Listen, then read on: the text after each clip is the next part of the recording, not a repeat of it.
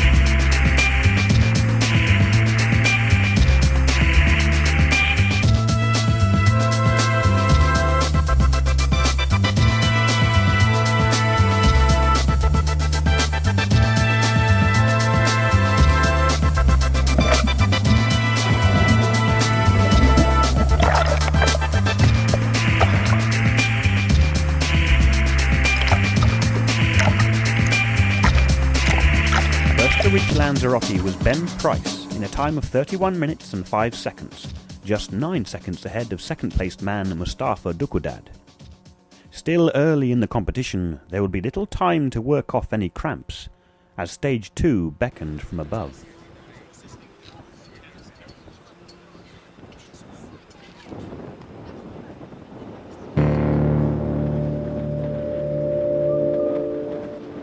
Competitors must first make the 15-minute walk to the checkpoint before tackling the 650-metre climb. Oscar, I need to confirm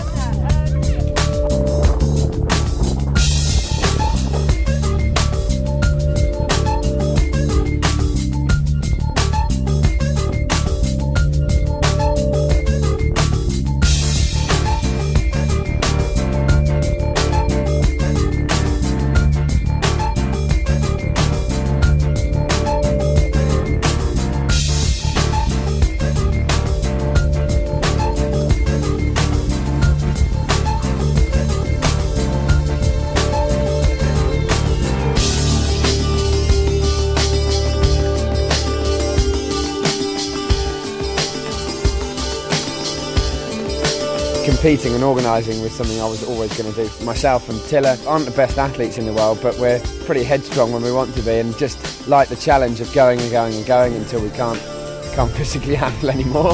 It's It's tough, the cliff climb, it's not easy underfoot, and you have to just kind of put your head down and go for it.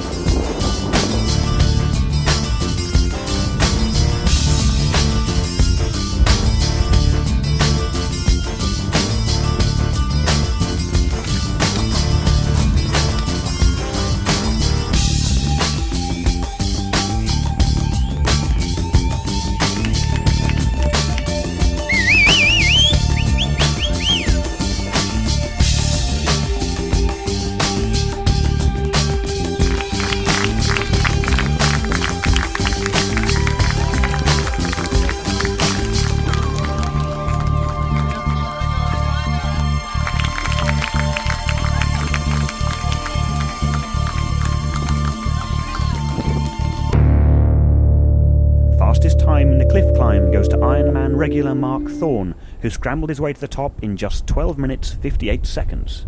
With 2 stages out of 4 complete, many were starting to feel the physical impact. But with only 4 kilometres covered so far and another 76 ahead of them, no one was celebrating justice.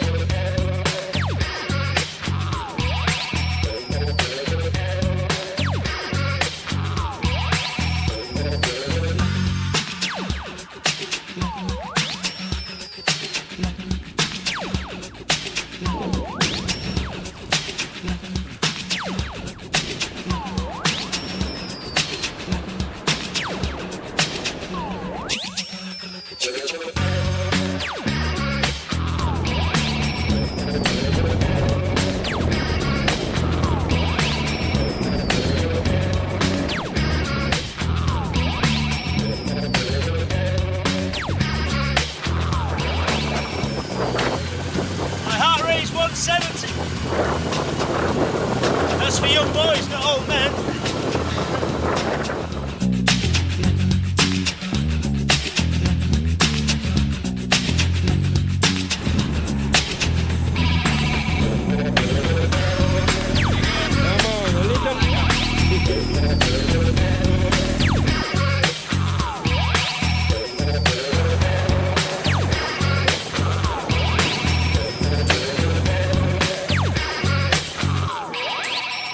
Professional cyclist Stephen Naylor claims top spot in Stage 3, covering the 66 kilometres in an impressive 1 hour 45 minutes, 13 ahead of his nearest rival. I used to be professional for the mountain bikes. The idea was absolutely fantastic. The windsurf, the kite surfs, the swimming, the running, and the bikes as well, to actually get everybody involved from different sport areas in one race. Well, I think it's a good idea.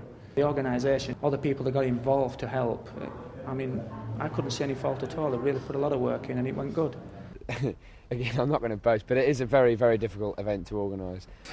It's only one day, it's a short event, you've got a certain number of people, but just having it spread over such a large area means that you've got 4 starts and finishes. So you've got 8 separate places who are completely unrelated in terms of who's on them and what jobs they have to do. All 8 places have to be perfectly linked up in terms of time, and they all have to be in contact with each other and know what each other's doing. We wanted every single competitor to be kept an eye on. On the swim, you had to have zodiacs and support boats in the water. On the climb, we had to have people all the way down watching. We had people at the top with binoculars, at the bottom with VHF radio. On the cycle, again, we had ambulances and technical support teams just driving the route, all the local police based on all the roundabouts. And again, on the sail, we had, 12 or 14 Zodiacs and helicopters and other support boats as well that went over. We really wanted to cover safety on an individual level. With Fuerteventura now just 10 kilometres away, the end was quite literally in sight. And for some, it couldn't come soon enough. Keep breathing, don't hold your breath. The massage team, Ted and Julie Gold from the